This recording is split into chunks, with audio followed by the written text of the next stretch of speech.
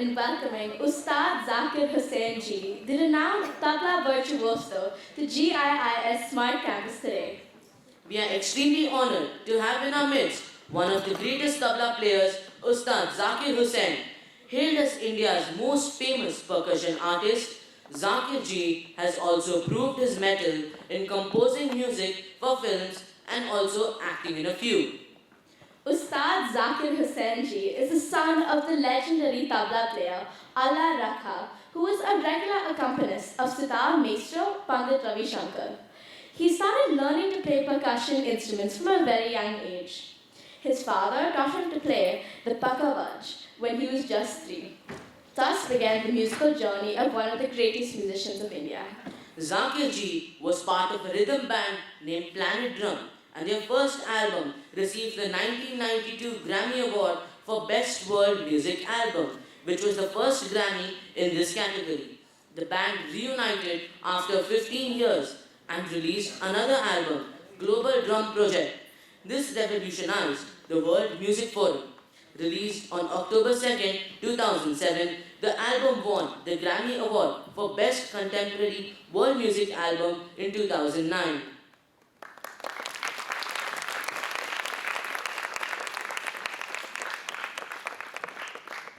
Besides other awards and accolades, Ustad Zakir Hussain ji has received the Padma Shri in 1988, the Padma Bhushan in 2002. He also won the Sangeet Natak Academy Award in 1990.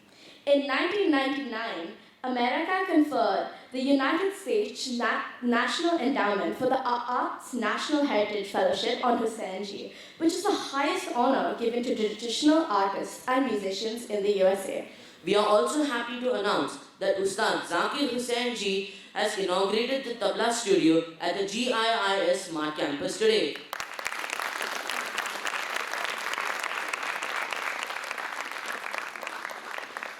I now request our special guest, Ustad Zakir Hussain ji, to kindly address the gathering. So please.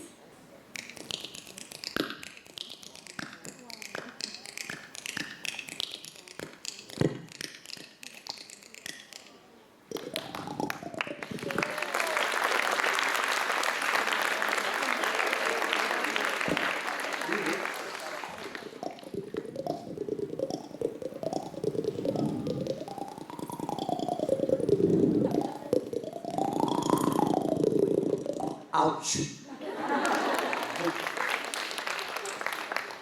Don't try this at home, kids. In the bathroom is okay. Good morning, everyone. What a pleasure to be here today. First of all, I must thank the whole administration of this school and for allowing me to come and share some time with you. It's always a happy time to see you guys, because, it reminds me of my childhood. Yeah, I was a kid once. It was interesting. Do you know that I was the first child in my neighborhood I used to live in a city called Bombay. Okay, and then like maybe about 20 odd years ago, I moved to another city called Mumbai.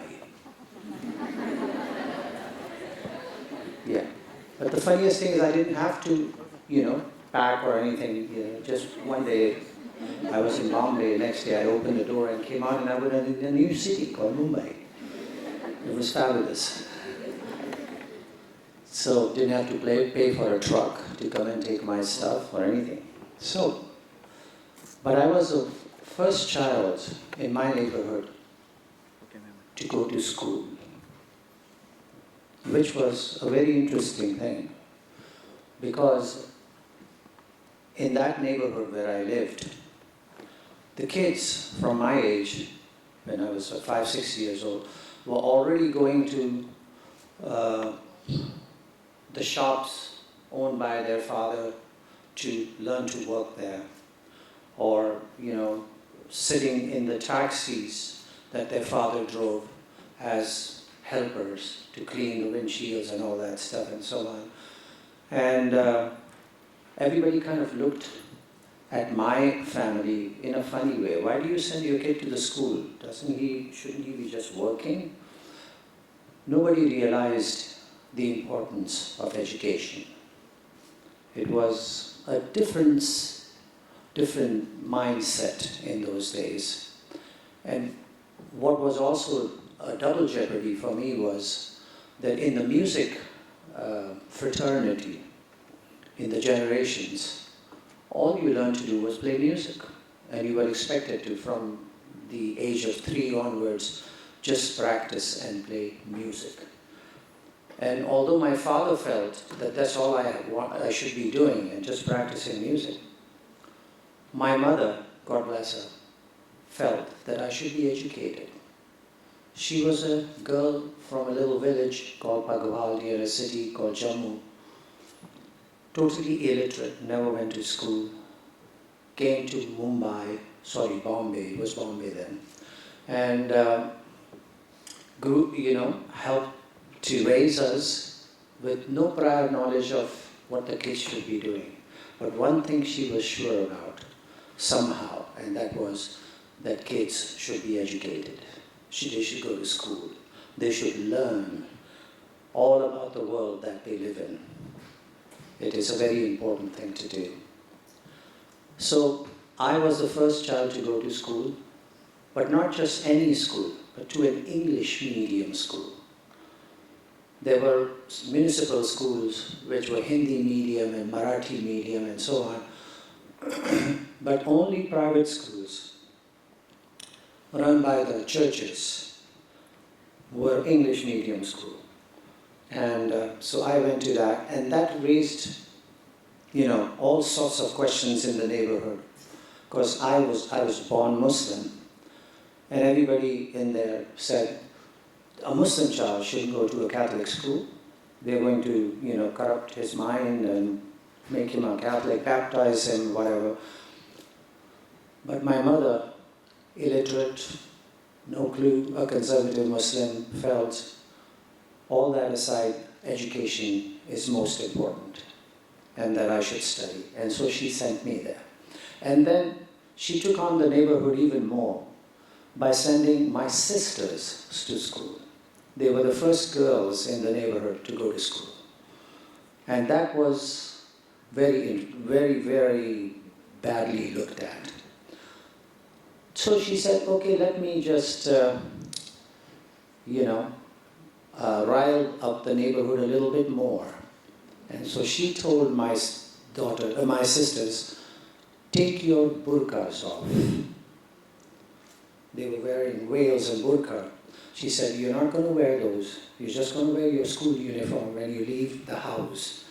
What they used to do in the first month or so is wear the burqa and go to school and take their burqas off. But she decided that the defiance was important. And so she told them, don't wear your burqas when you leave home. Just go in your school uniform. I still remember that sight. I walked with my sisters that day, and the neighborhood was lined up, and they were all very serious faces, even the kids. And my mother was all smiles, and my father was, why do they have to go there? Now coming to my father was illiterate himself, but at the age of 5 or so, he had a dream. And his dream was very enlightening to him because he saw a figure in his mind, in his dream. And that figure told him, come to me. Now, my father, from the very early age, was interested in playing tabla, the drums. And so he was very interested in finding any way to be able to learn it. So if a traveling band came by through the village, he would go there and he would bang on the tabla and try to learn something. He had a dream, and he kept having that dream, and at age of 7 or 8, it just became very intense. And he started to go to the river and sit there and just think about it as a child. He was a very quiet child. Until by the time he was 11 years old, he had had enough, and he wanted to do something about it. And he ran away from home, from the village, not knowing what to do. And he went to the nearest city, big city, and that was called Lahore. And somehow he found his way to his uncle, because he had some address in his pocket, who had a shop. And he started working at his uncle's shop and playing some drums or something that he had found locally. His uncle was a little bit more sympathetic to him. So he found out where there was a teacher for my dad to study tabla. He took him, my father, to the teacher. And he walked into the door, and lo and behold, it was a face he had seen in his dream. It was the same face. Destiny, as they say. So he was there in front of the teacher, and the teacher said, play. So he played, and the teacher said, who have you studied from? And my father said, you. But he said, I have never seen you, child. And my father said, that's true, but I have seen you. So the power of learning is not just limited to the four walls of a school. You learn because your heart and your mind, your whole being is craving to learn. And so you go and find a way to be able to educate yourself. And that is a gift that you all have inside of you. And you must look inside, find that little intense peace inside of you that drives the need to learn. This is very important. You must learn. But when you learn, you should know that there are two sides to everything. Pros and cons aside, the way I understand it, that even in the pros, there are two sides, as well as in the cons. In the world of music, there are many different interpretations of the art form. But none of us look at each other and say, what I have learned is correct and what you have learned is wrong. No. The idea is what I have learned is what I have learned, and what you have learned or are learning is just different from what I have learned. And therefore, good for me. There's another point of view that I can take home with me and explore and make part of my thinking process. So this is the core idea of learning. Learn from everything that's around you. Learn from the sunrise. Learn from the sunset. Learn from the air moving the palm trees. Learn from the walk that you take through the field. Tie yourself focus to the rhythm of your walk. And learn to be able to train yourself to have a calm demeanor, a peaceful stride into your future, so that you can, with the most positive intent in your mind, reach out and find that which will make you a special and unique human being. So that's all I have to say to you right here. Thanks for having me here, and good luck with your future.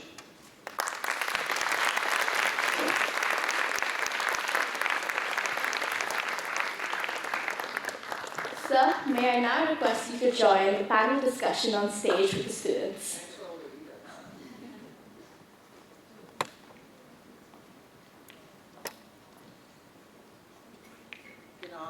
I'm being put on the cross here, so.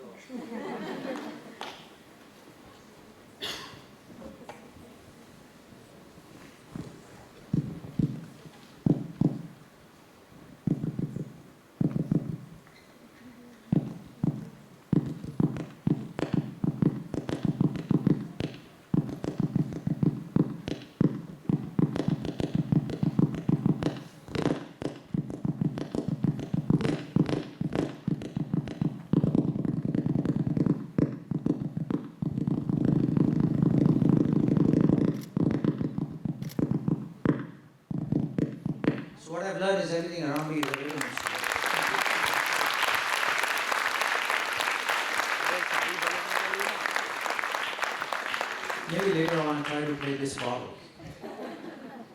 Okay. On behalf of the school, sir, I would like to welcome you. Thank you. I feel With your welcome. permission, could we start the panel discussion? Okay. Before we begin, sir, I would like to introduce the panelists. Mm-hmm. My name is Om. This is Manya. That is Artika. Okay. And that is Aryan. Very happy to meet you all. It's a pleasure, sir. My first question to you, sir, is what do you enjoy most about being a musician? And who has been the greatest source of inspiration to you throughout this journey? Well, one thing that I enjoy the most about being a musician is the chance to be able to learn and be given the freedom to be able to be creative. Now that's not only enjoyable, but one of the most challenging things in life, because the creative process is something which is a spontaneous one. You don't one day decide that you're going to create theory of relativity. You're not going to do that. But spontaneity allows things to happen, but only if you are not afraid to fail a few hundred times. If it's okay with you to fall flat on your face a few times, then you're going to be able to get through those failures, because every failure is a step towards success. So keep that in mind, and that's why it's challenging to be, climb up the Mount Everest. You may not do it the first 18,000 times, but maybe that 18,001 might be the day you get up there, and when you do, you have bested any problems that are in front of you, any obstacle in front of you, and you have reached the pinnacle that you were trying to reach. And so that possibility and that idea that I can reach for the horizon and maybe someday actually even arrive there is what I enjoy about being a musician, about being an artist. And I hope that you all somehow figure out that that really is one of the greatest things about life, about living. So, and you said your second point was inspiration. So obviously my father, who is my inspiration. I have to tell you, when I was born, I was brought home from the hospital like the second day or so, and the tradition was that the mother, my mother, would, or any mother would hand the child over to the father of the child, and the father would whisper a prayer in his ear or her ear, right? So my mother handed me over to my father, and my father held me in his arm and put his lips to my ear, and instead of whispering a prayer, he whispered rhythms. He whispered tha, na,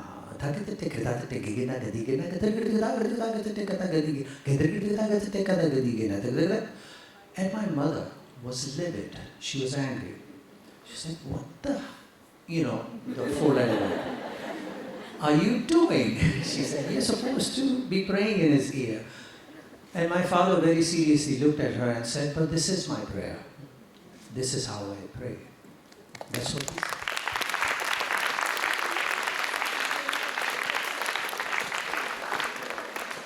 Because in India we believe, and it doesn't matter whether you're a Muslim or a Hindu or a Sikh or a Christian or anything, that music has its source in divinity. And that divinity or divine spirit is universal. It doesn't have to be Allah, it doesn't have to be Krishna, it doesn't have to be Ganesh or Saraswati, they're all one. And so my father, even though conservative Muslim, believed, and he said, "I'm a pujari of Saraswati, the goddess of learning, knowledge." And so for him, playing his tabla, reciting those syllables and focusing on it was his meditative connection with the spirit. And that for him was the prayer that was important. So he told me, he started reciting prayers. And then for the next 3 years or so, every day he would recite prayers in my rhythms. And then by the time I was 6.5 or 7, I had so much information in my head with no clue as to what to do with it. I mean, and then I started banging on the tabla, and then suddenly what was in my head started to make sense. And so he started me onto this. And then when I was 7, I was playing a concert in a school, like you kids, you do school music or whatever. So he came to that, and I played the tabla. And then that evening, we sat down together on the table for dinner. And he said, "So, do you want to study this seriously?" After reciting all that stuff in my ear and making sure that I'm prodded into that direction, he had the gall to say, "Now, do you want to study this seriously?" And I, of course, was like, I fell right into the trap. And I said, "Yes, of course I want to do that." So that happened. And then he said, "Okay, tomorrow we will start." I went to bed happy, saying, "Oh, tomorrow I'm going to study with my dad." Tomorrow happened at 3 o'clock in the morning. He woke me up at 3 o'clock in the morning, took me to the balcony of the house, and we sat down and began my first serious lesson at that time of the morning. And for 5 years after that, every morning, I was 7 years old onwards, I would study with him about the rhythms of India, about their connection to Lord Ganesha, to Saraswati, to Lord Shiva, Krishna, and all that. And then at about 6:30 in the morning, my mother would pull me away from him, give me breakfast, and shove me off to the madrasa. And then I would learn to recite the Quran. Imagine that, going from very heavily mythological studies from 3 a.m. to 6 a.m., going to the Quran and studying the Quran. And then I would cross the street at 8 o'clock and go into the St. Michael's High School church.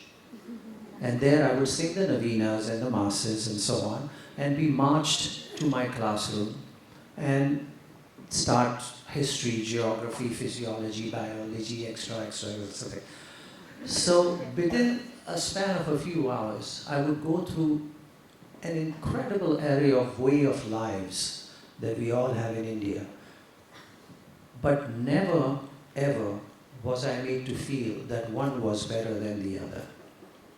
It was all a normal growing up process. Because everybody says the same thing. Nobody says anything different, right? It's all be nice to your neighbor, love thy neighbor, be good, do good, no bad stuff, and no chewing gum and all that stuff. Okay. So that kind of upbringing is incredibly inspirational because my parents allowed me that upbringing, the multifaceted way of looking at things. So that's a big inspiration. Someone like Ravi Shankar was a great inspiration because I played many of my early music concerts with him. And the gentleman I'm going to be playing with this evening, 50 years before, John McLaughlin. He's one of my mentors, a great person that I've studied with. He's a great jazz musician and guitar player. So there have been many people who are mentors, but idol, just one chap named Allah Rakha, my father. And I have to say to you, I just said it earlier this morning, that if you're looking for idols, and you're looking at a soccer player or a cricket player or an actor or whoever to be your idol, and that idol is replacing somebody, some people call parents in your home, and your parents are not your idols, there's something wrong with that. Just think about it. Your most important learning comes from your parents. So that is the inspiration you should seek. Excellent, sir. So, coming from a family of celebrating musicians, did you ever feel the pressure to live up to the expectations set by your predecessors? Or has music always come naturally to you? My father was a very special kind of teacher. He never imposed the awe-inspiring heights of this art form on me. It was play when you feel like it, practice when you feel like it. Don't have to, he never told me, oh, this is something that takes 20 years of learning, 18 hours of practice a day, none of that. he always instilled in me the idea that this should be a labor of love.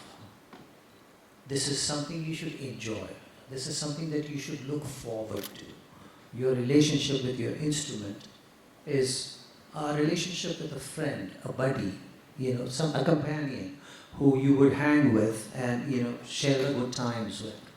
So that is what he did, and so I never felt the pressure of having to tackle a tradition that was 5,000 years old, a tradition that was, a humongous mountain to climb. It was always a normal thing. And whenever I practiced, and there would be days when I would practice and I would play for 15, 20 minutes, and then a friend would call and I would run out. I would be stopped. It was like, no, finish your practice, no such thing. I ran out. So the whole idea was, when it feels natural to sit with your instrument and practice, by all means practice. If it feels like you want to get up and go away, 10 minutes later or an hour later, fine, do that. And so that kind of a natural interaction with my music, every time I felt like doing it, was nurtured inside of me. So therefore, it was never a classroom atmosphere. It was never a situation where I had to, from 9 to 12, do this, and 3 to 5, do that. But in my own time, play. So there was no pressure in that sense. Thank you, sir. So, what are some of the biggest challenges that you faced in attaining this level of perfection and success in your career? And what kept you going forward? Well, the word challenge kept me going forward because, look, first of all, you will never be the best, ever. There's no such thing. Because if you feel that you're the best today, then you might as well retire. Then there's no more to learn. That's not a fact. From the first day you come to this earth, you start learning. And the day you go to sleep, away from this earth, up into the stratosphere, you're still learning. So to be a student throughout, that's what my father once told me, son, don't try to be a master. Just try to be a good student and you'll get by just fine. That's what he told me.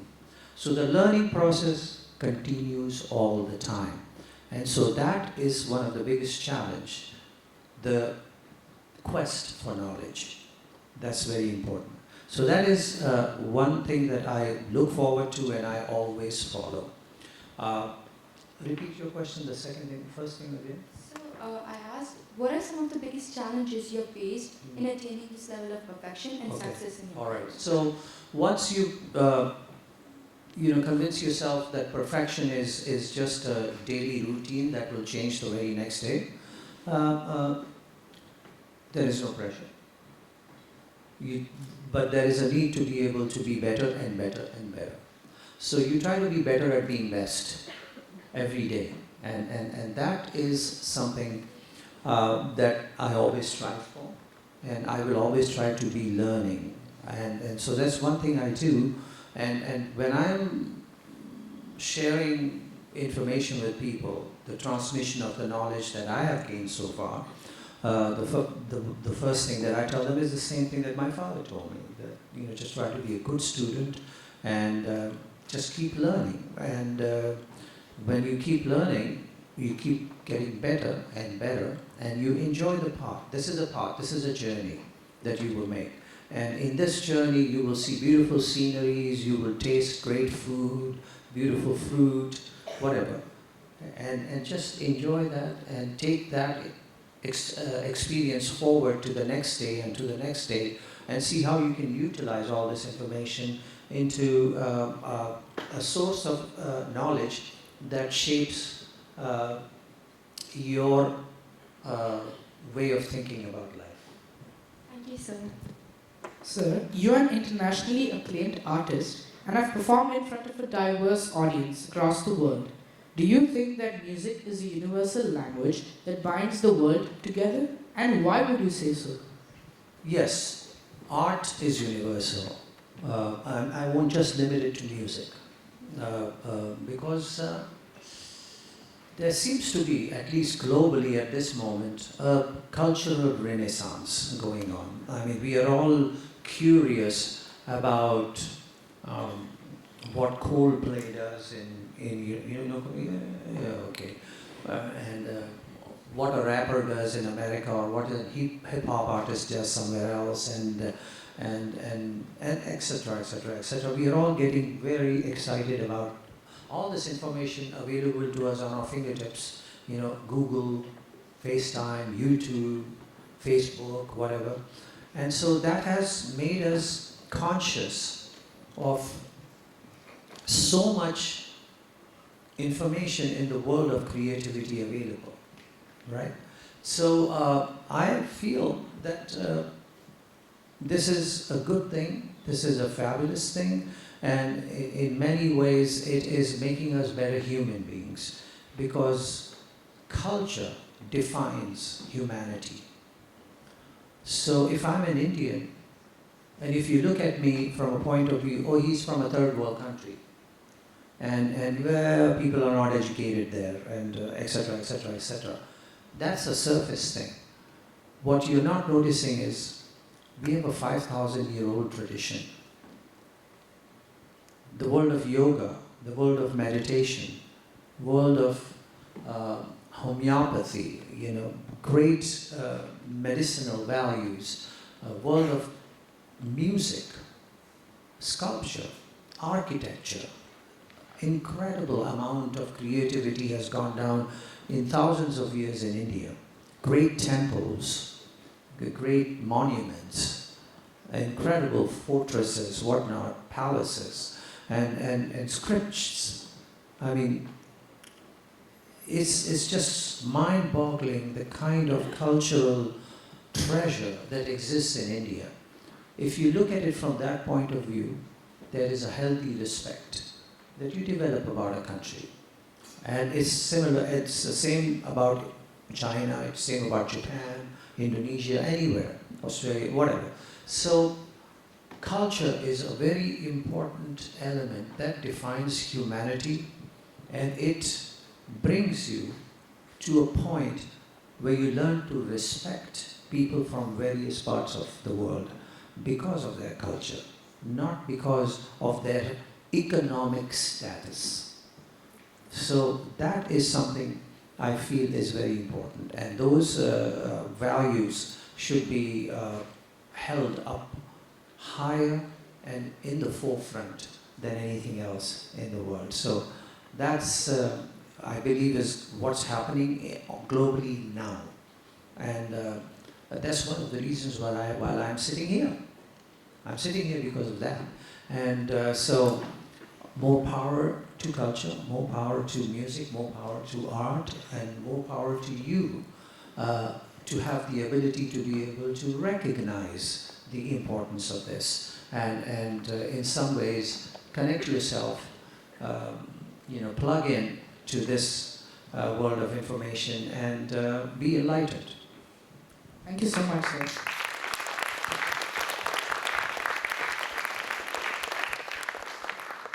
Those are certainly some inspiring words, sir. Next up, I would like to ask you, do you feel that music should be an integral part of school education? And moreover, what are some of the most valuable things that students could learn by training in music? Music, if it just looked at me as melody and rhythm and so on, it's therapy. It's a meditative art form. When you listen to the drone of the tanpura and just close your eyes and let the tone vibrate around you, it focuses you. It calms you down. It makes you peaceful. And therefore, it in many ways makes you healthier inside. So music has that ability to be able to heal you. So it's very, very, very special kind of, what should I say, remedy for, focus. It brings your kundalini into place, centers you. So that's very important. Say the question again. So I asked if you feel that music should be an integral part of school education? So having said that, obviously it should be an integral part. But I don't want to impose, I don't want any school to impose that you have to learn an instrument, that you have to learn to sing, that you have to dance. I don't want to be doing that. But I want you to be, as students, be aware of the culture that defines you, the tradition or the roots where you come from. That is very important. So by all means, listen to music. By all means, put a headphone on, and if you're listening to rap or hip hop or so on, just turn around and listen to some Indian music for about 10 minutes a day. If you're from India, listen to Indonesian gamelan if you're from Indonesia. Or listen to Aborigines playing didgeridoo if you're from Australia. Do that. It just ties you into where you came from, where you are, and where you should be going. So it is an integral part of us as we grow up as human beings. It doesn't have to be a curriculum shoving down your throat idea.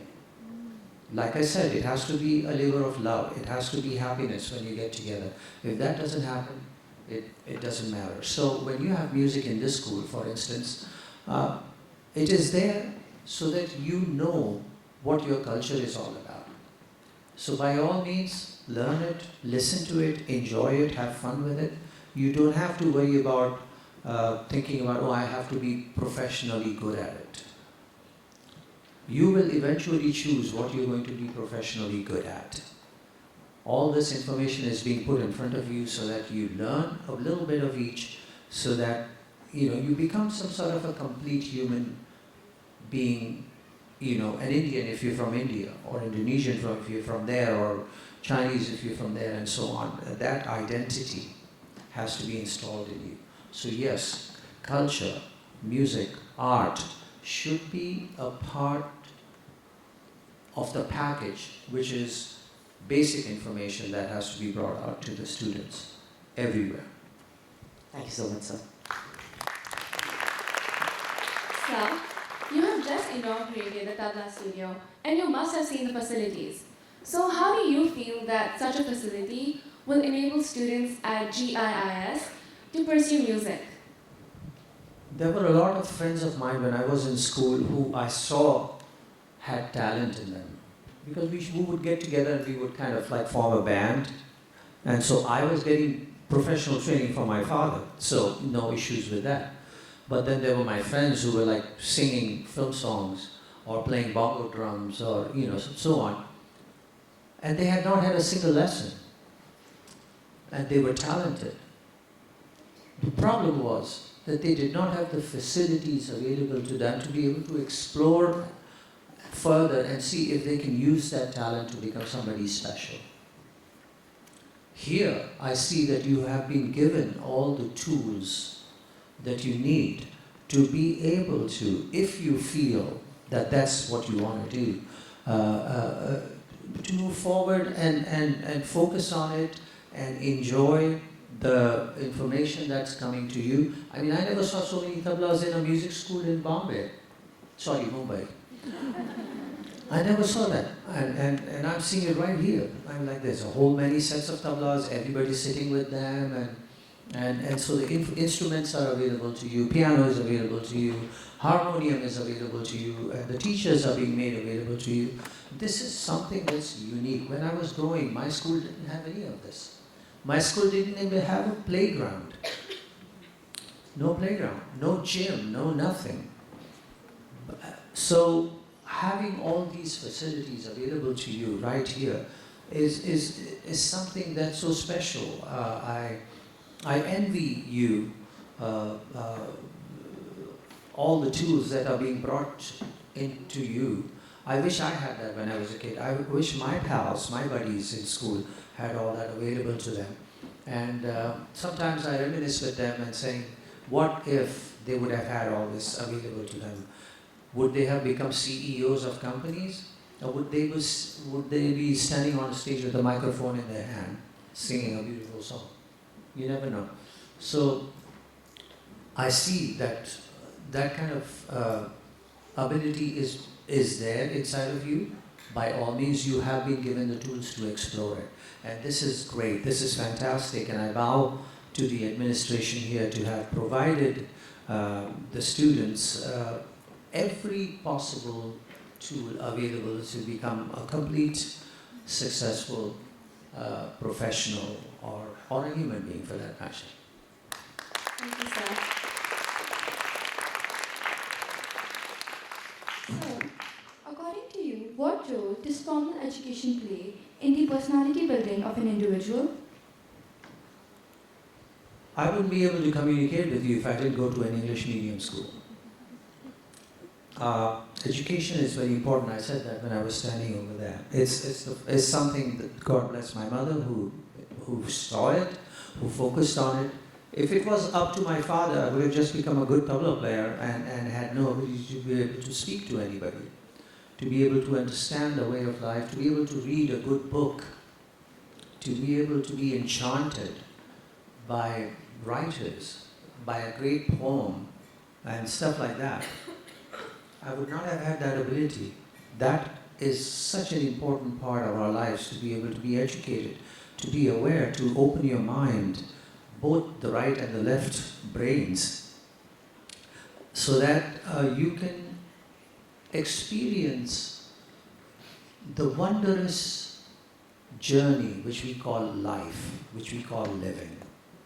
And education is one of the tools that opens your mind to be able to explore your way through your process of growth as a human being on this planet. So it should be the most important thing that you do. Yeah. Thank you, sir. So with this, we come to the end of our panel discussion, and we thank you so much for your valuable insights. Valuable insights. Thank you. Thank you very much. I thank you all very much for coming on as questionnaires, questioning students, and coming up with such incredible questions. Thank you ever so much for allowing me to share my experiences with you all, however minuscule they are, and if in some ways they kind of become a pamphlet of some kind for you to be able to move forward in your life, then my living on this planet is already successful. Thank you. Thank you very much, sir, for your insights into our questions. I am sure all of us here have had an enriching experience and are positively motivated. We are also happy to have in our midst Lieutenant General Sudhir Sharma, GSF Advisory Board Member. We request you to kindly sign our guest book so we can cherish this memory.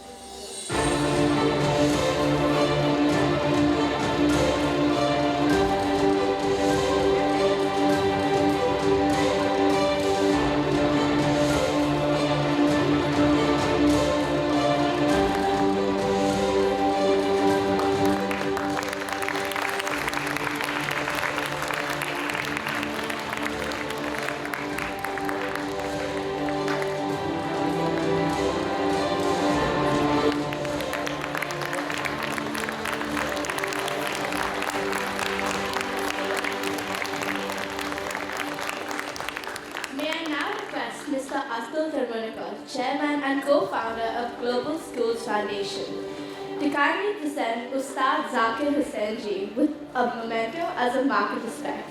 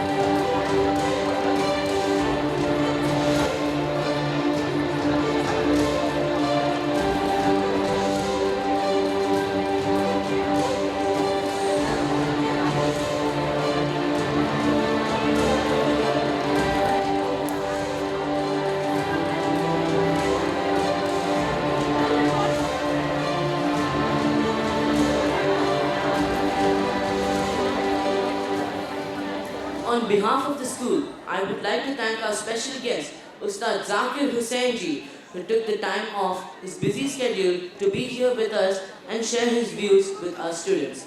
We thank you for the rich exchange of ideas and valuable insights we received as a result. Let us show our appreciation in the form of a thunderous applause.